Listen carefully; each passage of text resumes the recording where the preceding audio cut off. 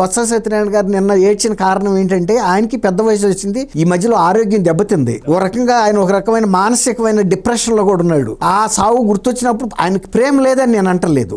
ఇంతకాలం మానసికంగా ధైర్యంగా ఉన్నాడు, ఆరోగ్యంగా ఉన్నాడు కాబట్టి స్థిమితంగా ఉన్నాడు. కొంత మొన్న దెబ్బతిన్నది కదా ఆరోగ్యం, మాట మాటకి పడిపోతున్నాడు. ఆయన ఆ రకమైన డిప్రెషన్ లో కొంత మనిషి కుంగుబాటుకి గురయ్యాడు. కాకపోతే అంత ఏడవటానికి కారణం ఆయన వ్యక్తిగత ఆరోగ్యం కూడా ఒక కారణంగా నేను భావిస్తున్నా. ఎందుకంటే నాకు బొత్స సత్యనారాయణ గారి గురించి తెలుసు. నేను ఆయన్ని అనేక సందర్భాల్లో మాట్లాడాము. మా విజయవాడలో కూడా ఆ మధ్యలో ఎయిర్పోర్ట్ లో కలిసినప్పుడు కూడా గత సంగతులు కూడా గుర్తు చేసుకున్నాం.